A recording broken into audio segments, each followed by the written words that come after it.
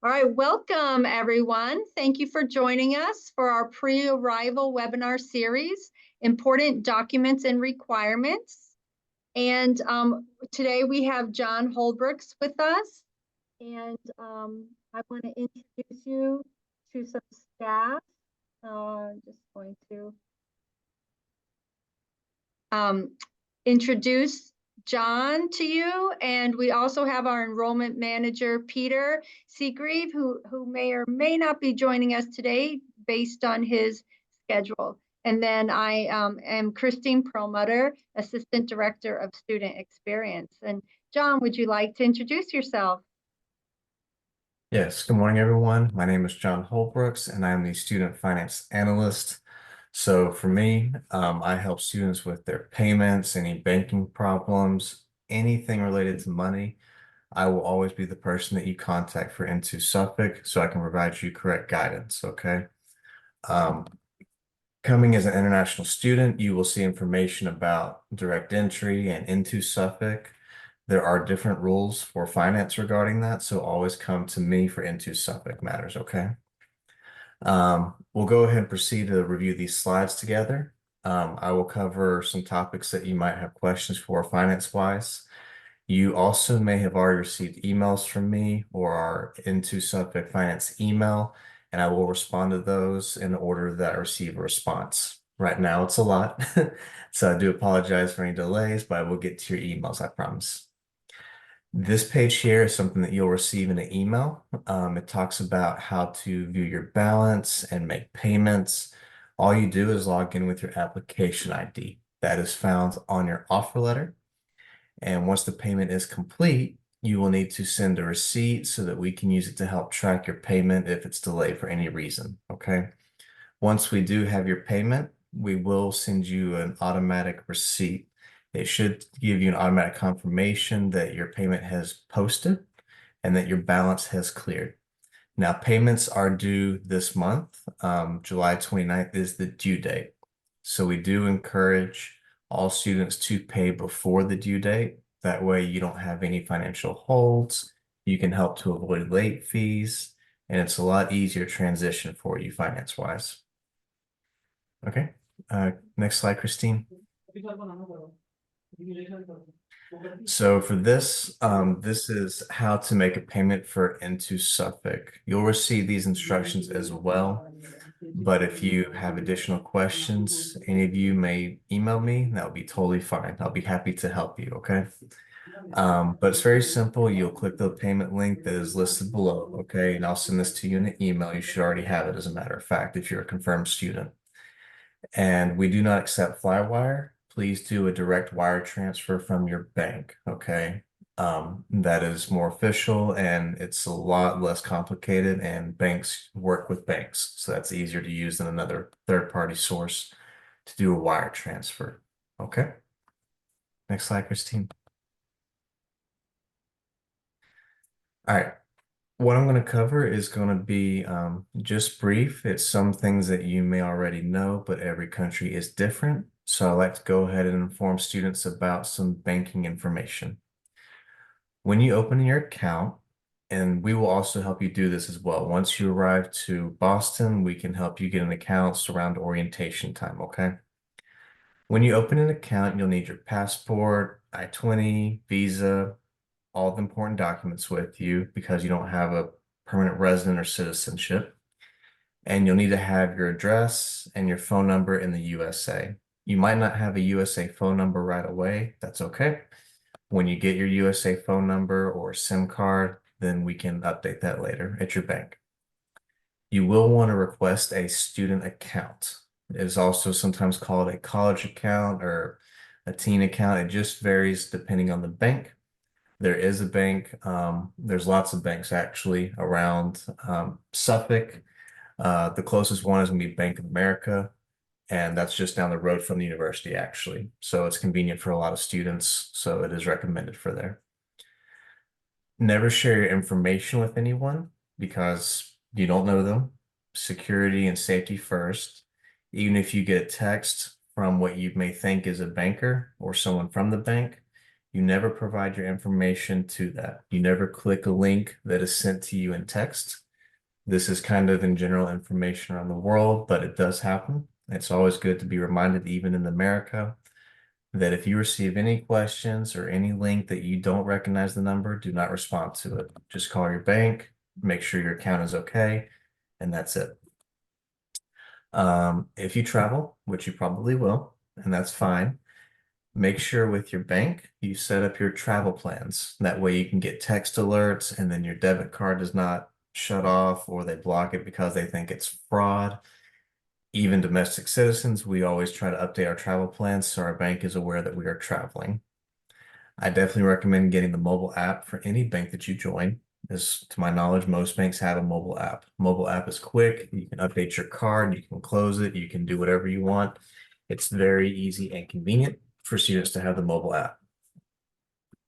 And also, I would recommend considering bigger banks because if you travel lots of places, you want to have an account with a big bank. This way you can access the bank in person if you need to for an emergency. Okay. All right, Christine, next slide, please. All right. And then kind of my last slide on this one for me is finance and communication. Okay. Communication is extremely important in Western culture. It is extremely important, more so with money and higher education. So we cannot read your mind, okay? If you're going through a problem, whether it's personal and you need to go to Christine from student experience or academics or enrollment or finance with me, you have to communicate any problems or questions that you have so we can help you early on. We are an action-based culture. Action-based means it is less relationship. So if you are given a deadline to do a paper, if you are given a deadline to make a payment, you need to do it by that date. Not doing that is not good, okay? What that means to us is someone is not following through with their promise. They might not be serious with their intent in our program, and our program is extremely competitive, okay? So always remember the USA is action-based. I must do things by the deadline, okay? Some countries you might have extensions. We don't really do that here, okay? If you are utilizing a loan, please tell me that as soon as possible. A lot of students may use loans, and that's okay. There's nothing wrong with using a loan for education, but they can take a longer time to process. And we need your fees to be completed by the due date so you don't have any holds or late fees, okay? Nobody likes to spend more money, okay?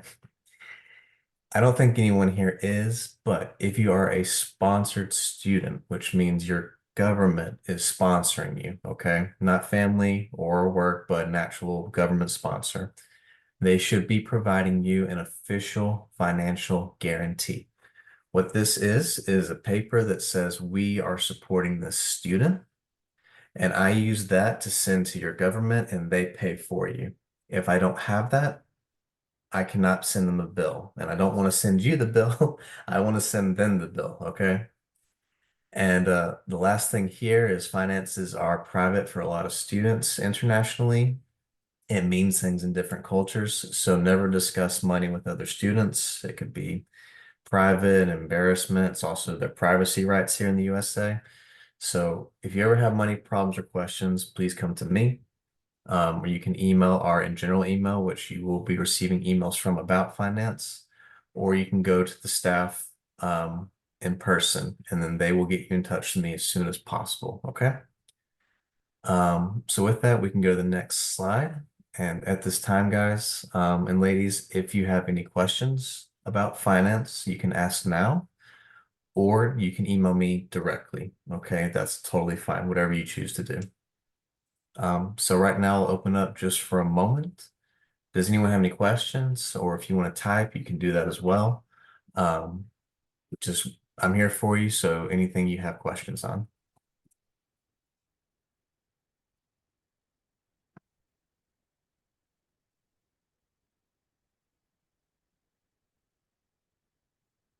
Okay.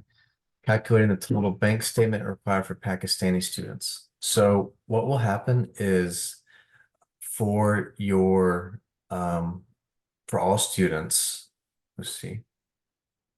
Okay, thanks, Sam. Yes, so for all students, you will see on your student statement, on your application IDs. So on the link that I provided, when you log in with your application ID, you will see your total of like your program, health insurance, if you were living on campus, all the charges for your into Suffolk, and at the bottom you will see USD. I cannot, and staff, we cannot provide you what it will be in your currency today. International currencies change every day and by the hour. I used to work in banks and I would see that change on the wall all the time. So if I tell you it's $5 to $1 here, it may be $10 to $1. So international currencies change on the hour. When you do go to pay though, on our Into Pay link, it does provide a wire information.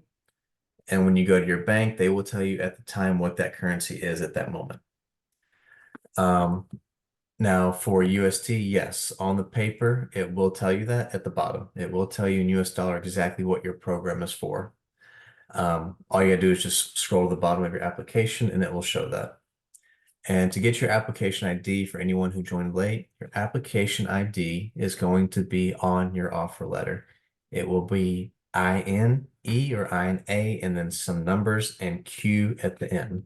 And it is specific to each student, so you will never see someone else's bank information, okay?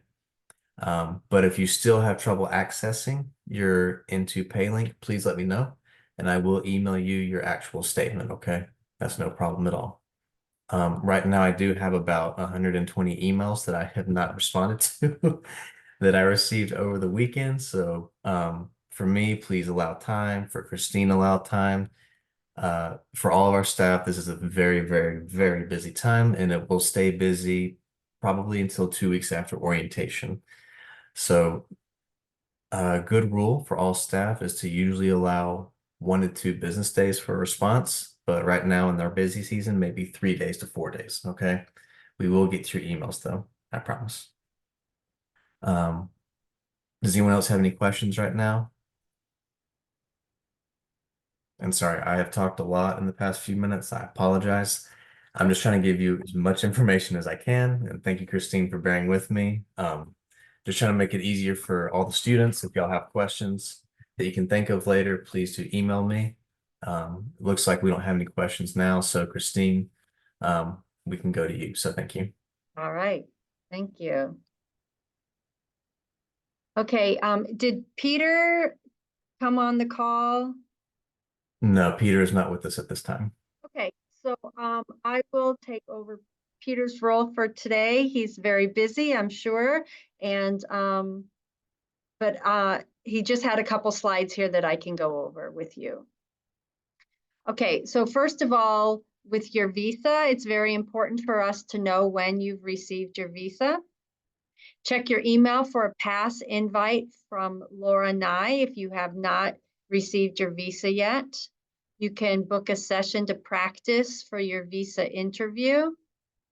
And you can pick any date that works for you and any open time, and Laura will then contact you.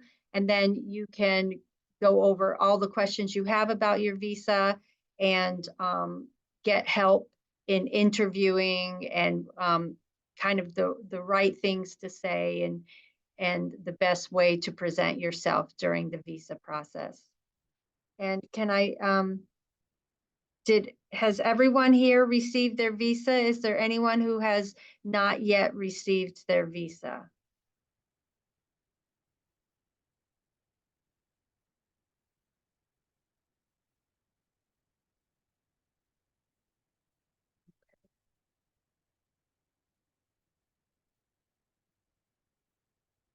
All right, everyone will need to submit a transcript. That is the grades that you received at your, either if you're a graduate student, it's your undergraduate grades and report, and your kind of official document stating that you graduated from your school. If you're an undergraduate student, this would be from your high school.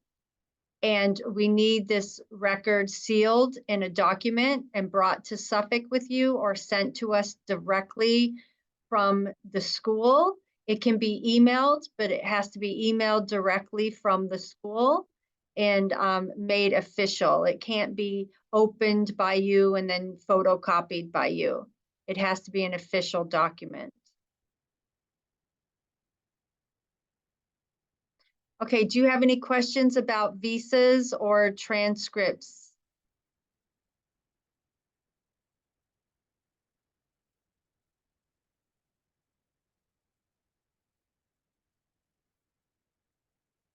Okay, then I will continue.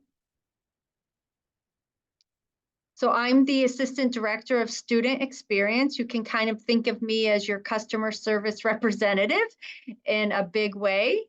And I'm here to do my best to make sure your experience is a positive one. And I will tell you about some requirements that will make your experience go better. First, there are some important dates. We will be having orientation. It will start August 28th. On August 28th, look for before August 28th, look for an email that will tell you exactly what you need to do on the 28th. If you need to have an immunization appointment to check your immunization records, that's a day to get your student ID. If you need to take testing, if you're academic English, or you haven't taken the math placement test, if you're an undergraduate student, that will be the day to do that. Then the regular sessions will begin August 29th and go August 30th as well. For undergraduate students, you will also go have orientation on the 31st and on September 2nd. Our move-in days, if you live on campus, are August 26th and 27th. Please try to arrive between 10 a.m. and 5 p.m. And then the first day of classes will be Tuesday, September 3rd, if you have evening classes, and Wednesday, September 4th for all day classes. All right, one question that many people have been asking me is, what do I do with my immunizations? So the first thing you want to do is get your vaccines. So go to your doctor in your country and get your required vaccines. The list of required vaccines is in the next slide. So I'll show you them. So once you get your vaccines, you will have your doctor fill out this immunization form. It will say when you received your vaccines, and the form must be signed by the doctor. The form must be in English, it must state your name, must state your birthday, and must state the doctor's signature.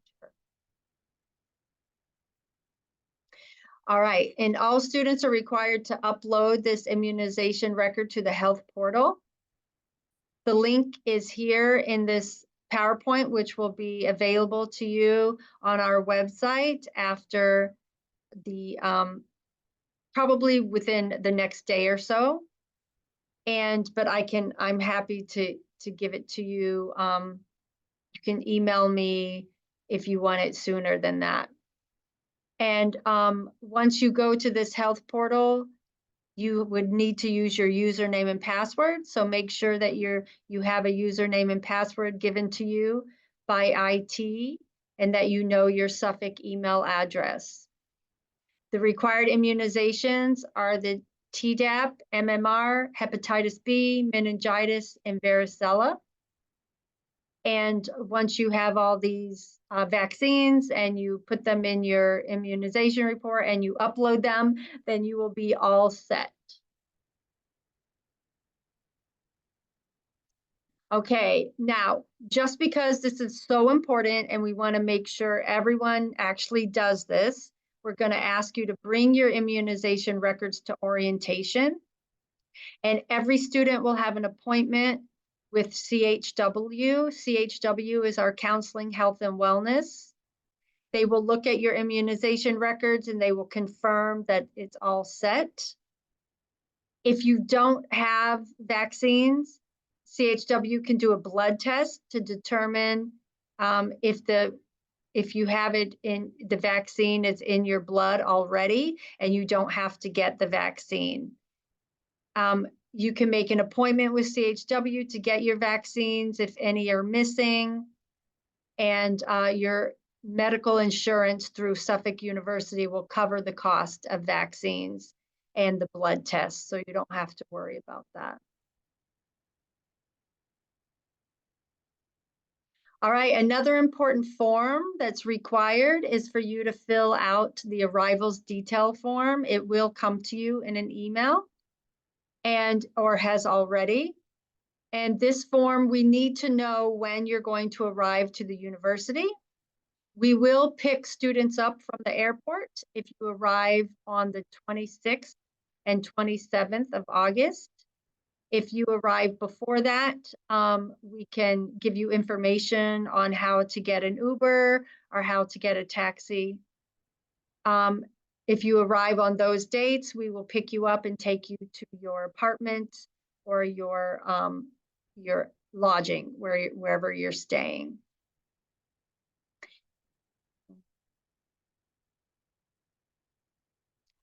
Another thing that's a requirement is for you to learn how to use Canvas. Canvas is the learning management system that Suffolk uses for their classes. Everything your professor wants you to know will be on Canvas. All of your course requirements and your assignments and even some tests and quizzes will be on Canvas. So it's important for you to learn how to use it. And now you might have some time before you get here. Maybe you have some time in July and early August that you can play around with this. Then we recommend that you do it.